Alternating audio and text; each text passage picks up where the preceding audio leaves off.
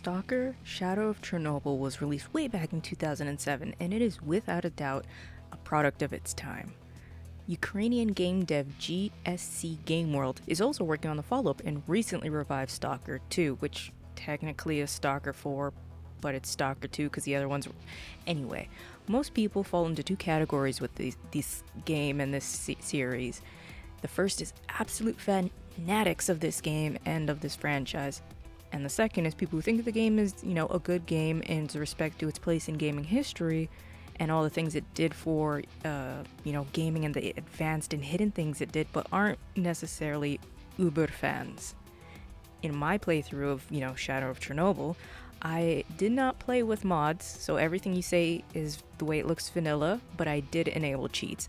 Hold up, wait a minute! And before you judge me, it's a single player game. I don't mind cheating in single-player games. If you cheat in multiplayer games, you suck. But if you've played vanilla S.T.A.L.K.E.R., you might agree with me. At certain points, it got so tedious, so mind-numbing, and so downright unfair that I had to, just for time's sake.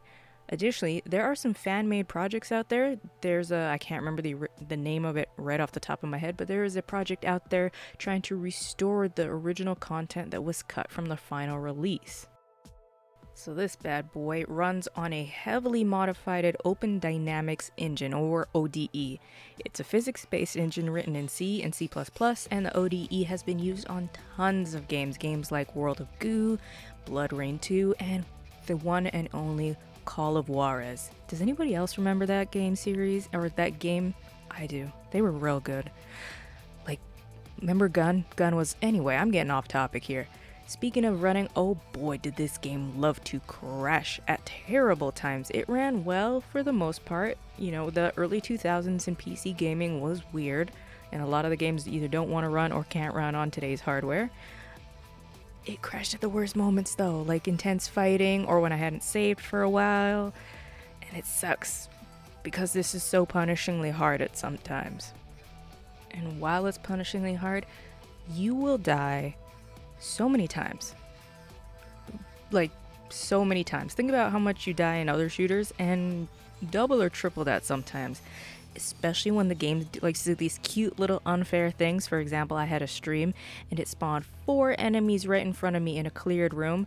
I enjoy a challenging game, but when it straight up pulls unfair stuff like that, you can't help but get a little frustrated. Additionally, there's no fast traveling and there is timed quest, so you will die tons trying to get it back across the world. Now this is a hardcore shooter survival game, no matter the difficulty. It feels like it does a lot of that old percent roll shooting, and by that I mean shooting is like a dice roll or percent roll. You guys are smart enough to figure that out, obviously. Even if you have someone dead to rights, you may miss them, something you tend to see a lot in older games. The old original Mass Effect, not the one in the new Legendary Edition, because I think they've taken that out. I've yet to play it at the time of recording this. The old original Mass Effect 1 had it as well. It's definitely something that's been phased out with newer tech and programming, because it's just a kind of an unfair mechanic that does not need to be in a shooter. You get what I'm saying? Additionally, there's no respawning, and you have to load in an old save. I guess that is respawning in one way, but that's just loading in an old save. There's no health regeneration, and you have to eat, you have to use first aid and bandages, and thankfully, the load times are quick, so dying is painless. And I will say, I am a fan of this kind of hardcore stuff. If you guys have watched a video of mine, I don't know when you're watching this, Chernobyl. Very similar style game in some ways. I'm with games that are hardcore. There was no reticles on screen, just like this. There was health management. You had to manage your psyche. It's very similar, and I'm for that because it adds a nice challenge. But like I said, when it spawns 4 people in front of you in a cleared room that you just cleared out, that's unfair. One of my biggest gripes with this is the inventory space. It's judged by weight, and unfortunately I found no way to expand it.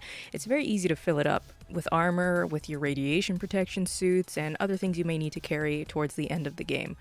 And both of which you're gonna need towards the end of the game. It's not like you can just maybe have them. No. That doesn't even include your weapons, your food, and the first aid. In addition, bullets and anomalies you pick up or get rewarded can take up weight ridiculously quickly. If you're overweight, you at first move slow, which, while annoying, is manageable, especially if you need the money. However, if you keep filling up, you don't get to move anymore. And with weapons and armors and supplies being so expensive at the bar, you'll want to scoop up everything you can, but the game won't let you sometimes. Most times. Now, let me set aside all that doom and gloom for just a hot second. If you guys are watching to this point already, tell me, have you played S.T.A.L.K.E.R? Do you like S.T.A.L.K.E.R? And let's have a code word. Let's have it be power plant. So, if you're still watching, you know the code word power plant. You know, like Chernobyl power plant. Power plant is the code word. But put all that doom and gloom aside, there is something I do want to point out that I really did love here, and it's one of the biggest and most obvious things you can notice about this game is the sense of loneliness. Chernobylite did this really well really good as well. I don't know what I was trying to say there. Even though you may meet other humans or monsters and zombies, it's just you against this post-apocalyptic zone, this exclusion zone. I think most will compare this to like the Metro series, with it being like a similar setting, at least Metro Exodus, where you're outside, and Metro Exodus really lets you go and explore instead of linear hallways.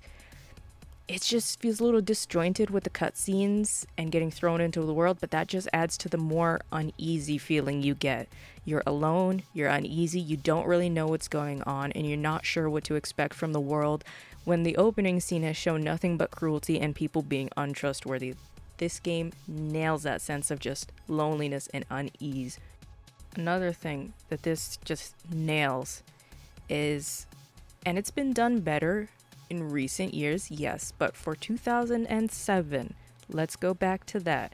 This world or the map area that you have, the zone area that you load into, feels alive. Yes, some of the events are scripted to happen when you come close, but if you look in the distance, sometimes you can see animals attacking patrols, you can see skirmishes between factions. It's not alive as like, let me see, say a Witcher 3, but for 2007, it does what it does best. It draws a lot from like Far Cry 2 comparisons with the living world, within the factions and the strategic ways you have to tackle most objectives, and instead of just balls to the wall crazy shooting that you can do in some of these games. I also loved the voice acting. It's very basic, and at most times I didn't pay attention to it because I was streaming this half the time. There's so much chatter going back and forth that it kind of blends into the background. However, the game world did something I love, which is make a Russian game feel Russian, or Ukrainian game feel Ukrainian. It's something so small to get the right accent down to help with immersion, but it means so much. I can't tell you how many games I played that don't have the right accent. It's so small, and to most it won't matter, but to me it does. And I keep referencing it, I appreciated that about Chernobylite. I played with the Russian voice acting and English subtitles, and it was glorious. I think it's always underrated when an RPG or open world game, I'm going to call this an open world game because it is not technically an RPG, lets you play the way you want. In S.T.A.L.K.E.R, not every time, but most times there are multiple ways to solve problems. Like you can pay off guards to cross a hostile zone, or you can go through a tunnel with a lightning anomaly and take your chances there. However, in Underground Labs, I did find that even if I knew the codes, had the numbers, I could not open the doors until I went to the body, retrieve the code, and could then put it in the door. A small little thing that adds an extra step, which is kind of annoying. But there's a lot of activities also to do in this world, in this grand zone that is S.T.A.L.K.E.R Shadow of Chernobyl. For example, the fight arena. It's a small area near the bar where you can make some much needed money and increase your world ranking. It's something you can miss if you don't look around and just do the fetch quest missions, which, let's be honest, even the main missions are fetch quest missions. And as you kill and fight your way through the game, like I just mentioned, there is a ranking system which serves for world immersion. It affects how some of the other stalkers interact with you, and it affects the ending you can get. I know some people are gonna not like this statement I'm about to say, but I hesitate to call this an RPG, at least in our modern terms, because we've come to know an RPG where there's skill points, skill allocation, or something like that. This is an RPG as in the truest sense of a role-playing game. You are playing a role. So it is an RPG in the older sense. But I digress. You can scavenge weapons, you can either sell them or hold on to them to use until you find something better, which there is no weapon modding, or at least weapon modding that I could find, so you're relying on picking up better weapons to, be able to mow down enemies more effective. On top of that, you have to hunt down better armor and other items. Like RPGs, though, there is an unlimited amount of Radiant quests, which gain you either loot from the NPCs, cache coordinates, or loot from the bodies that you may take down in the in your little quest. Those quests will lead to, like I said, loot caches, but with better weapons. Sometimes you just get anomalies, which are cool. Anomalies do have a purpose. They are worth a lot of money, and you can also use them yourselves, and better armor. And that means there's infinite ways to gain loot. I don't know if there's infinite loot, because I started getting a lot of repeating stuff, but I bet you there's a rare weapon or two out there that I missed. The AI here is something else, especially if you're escorting somebody. The age-old escorting missions that run, walk, just hovering outside that weird player run walk combo. They can stop in doors, they can block your doors, they can't be shoved, nudged, or pushed out of the way, which means you get stuck until it's decided for them to move, or they die. And NPCs will die. Very Skyrim of them, and they'll get lost and separated sometimes, like you'll never see them again. In turn, this is also the thing that drives me a little crazy about this game. The AI that runs the game, called A-Life, is so complex and deep. It runs the world, throwing in random patrols, events, and weather at you. It's such a deep system that it makes me believe that the true value is all behind the scenes of this game. I mean, that could be said for every game. The Nemesis system, the true value is the Nemesis system in the Shadow games. Yeah, I think that's where all the value for this game is this A-Life. And although you may not be able to shoot the lights out in S.T.A.L.K.E.R, it has so much more to offer. There are even zombies. Yeah, you heard that right. Zombies. In high psi, so PSY or psyche, whatever you want to call it, affected areas, there are zombified soldiers. There's also mutated dogs, boars, pig-looking things that don't really look like pigs anymore, and that's just the above-ground enemies. In underground sections, there's monsters, elementals, fire elementals, and ghosts, and some are invisible too. And I'm pretty sure you might have seen that Stalker trailer with the thing with the 4 tentacles on its face. There are down there too, and some of them are invisible and sneak up on you, and it's so terrifying. I do wish there was a home base thing that you could stop at, or you could say the starting bunker maybe is your home base, but I don't want to leave my stuff there, especially without fast traveling. If I do need to get it, and 90% of the time I do drop something that I usually need, I have to spend all that time going back. I don't want to do that. But it's a 2007 game. What am I going to expect? I think Shadow of Chernobyl is a product of its time and era. It's, got that brown look of the early 2000s games. It did a lot for the hardcore exploration role-playing games. It's a strategic survival shooter with so much going for it that it would rival some of today's survival games because the survival aspects aren't in your face and aren't obnoxious. The world is living, the AI is complex. I should say the AI driving the game is complex, and the gameplay is challenging. It has a few drawbacks, but the game still holds up, and I know I might have ripped into it at the beginning, but I think this is still a good game to play through and sit down and play through. I can't wait to see what Clear Sky is going to bring me, because I'm going to play that in preparation for S.T.A.L.K.E.R 2.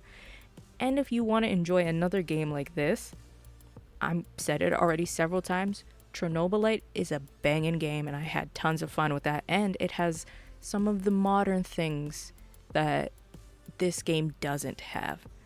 So play this game, play Clear Sky, play Chernobyl. I can't remember what the third game is, and get ready for S.T.A.L.K.E.R 2. And play some Metro Exodus if you really like these types of games. And I'll see you guys in the next one. Make sure to let me know what the code word was, and make sure to leave it in the comments if you want me to cover something specific, be it an old game or a newer game. I can do a review and a retrospective. It's up to you guys. And yeah, see you guys in the next one. Bye, guys.